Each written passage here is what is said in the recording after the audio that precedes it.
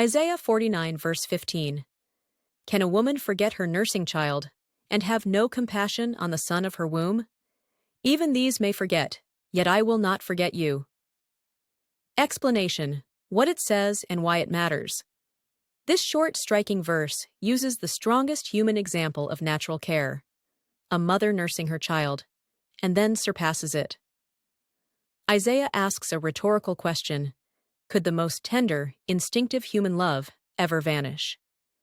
Even if that deepest human instinct were to fail, God says, I will not forget you. In context, God speaks through the prophet to a people who feel abandoned, shamed, or overlooked. The promise is not abstract. It is personal, steady, and enduring. Forget here isn't a mere lapse of memory. It's abandonment, rejection, the cutting off of relationship.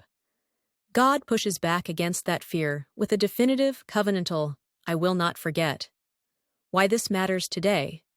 We live in a season where loneliness, displacement, and the experience of being overlooked are common. Social feeds can amplify feelings of invisibility, missed messages, estranged family members, jobs lost, doors closed. Isaiah's image speaks into those quiet wounds. It refuses to let your worth be determined by human response.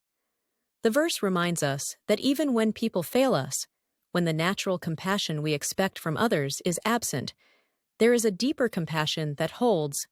For anyone who's been shoved to the margins, who hears silence from a child or a friend, or who worries they're too broken or too small to be remembered, this verse is a counterword. It grounds identity not in human approval, but in God's unshakable attention. Practical, contemporary application. Comfort for the dislocated heart. When you feel forgotten, pause and speak this promise out loud.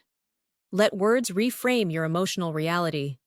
I am seen, I am remembered. Repetition rewires fear into truth. Action that mirrors God's remembering. Remembering isn't passive. We can practice remembering others. Call someone who's been quiet. Visit the isolated. Volunteer. Small acts of attention echo the divine compassion. Community as antidote. Seek or build communities. Church, small groups, neighborly circles that intentionally notice the overlooked. Structures that make remembering routine, regular check-ins, prayer lists, simple meals, make God's promise visible. Spiritual resilience. When disappointment comes, and it will, let this verse anchor you.